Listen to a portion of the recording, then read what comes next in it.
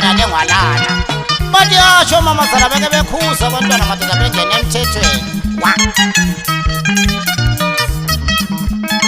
Dukula kwethu Kethi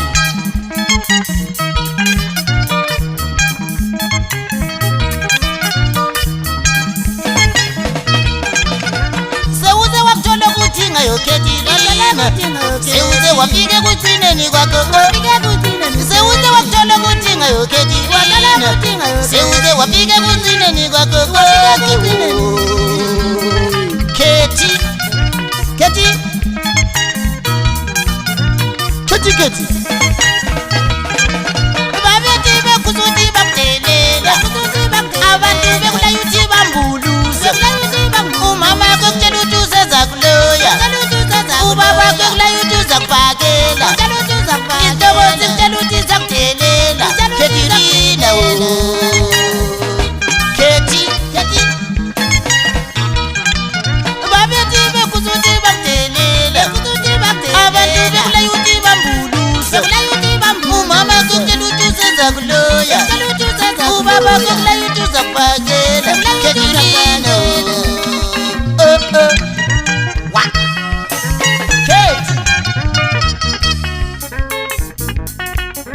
uyingane njani engalalela abazali uma beyikhuza bheka namhlanje suthole kanzima susidla uCethi intombazana awusashote mafusi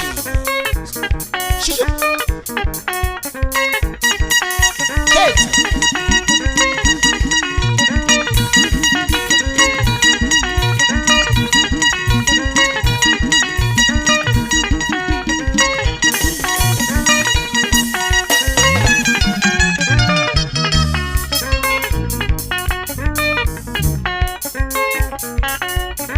Sewuze wakuthola ukuthi ngayo Kethi Sewuze wakiwe kugcineni Kethi lina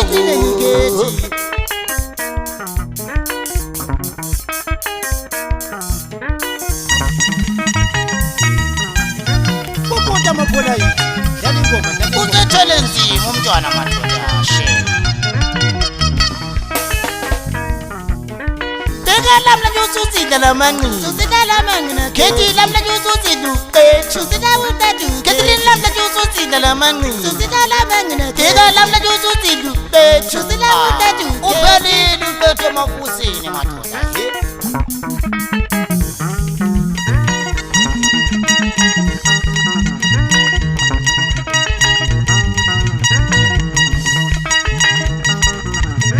Phansi khona le dakapiya madoda kusiye Jowa Uyiphethe umathema khona ngale madoda helele dlala ingoma mntana ngoba nkawu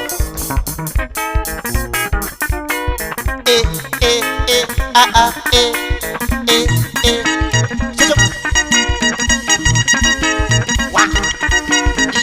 lapa style lapa style ngoba nkawu chop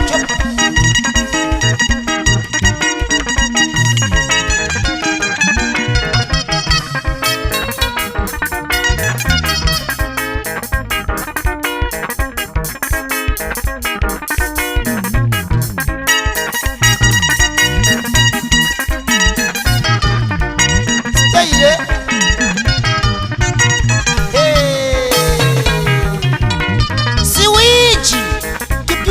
chop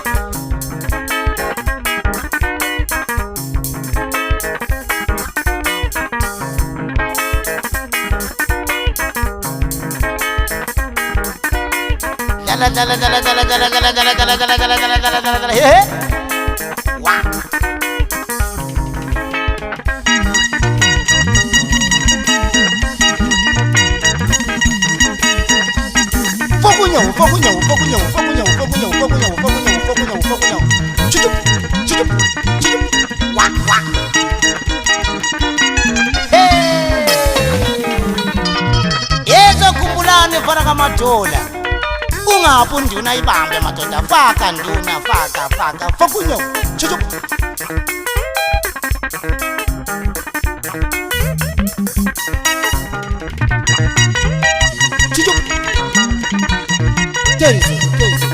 Zamanda chuchup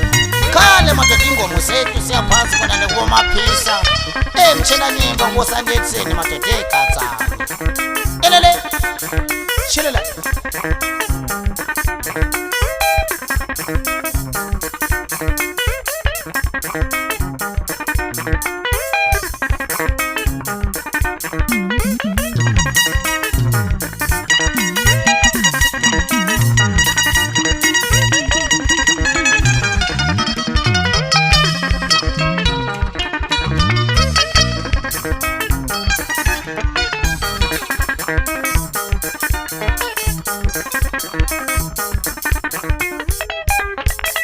Kudup.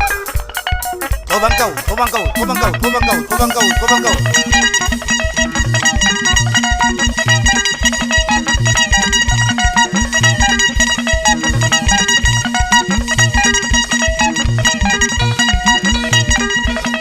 izakhali ingoma madoda kibobonke malayishu sethu siyaphansi kona le mabonyana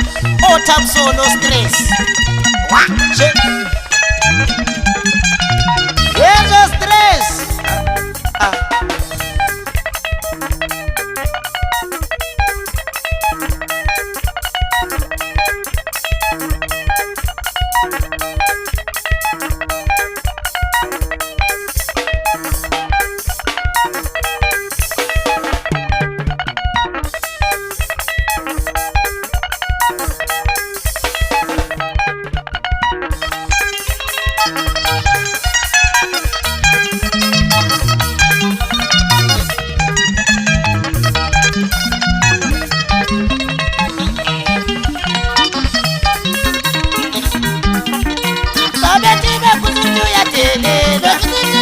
abantu bekulayuti bambuluze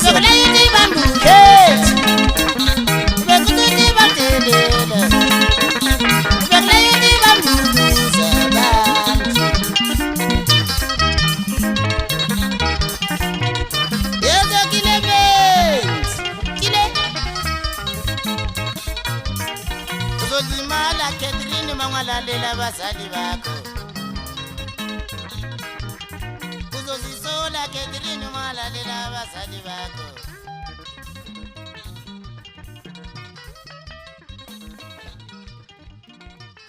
uzozisola Catherine uzalimala Catherine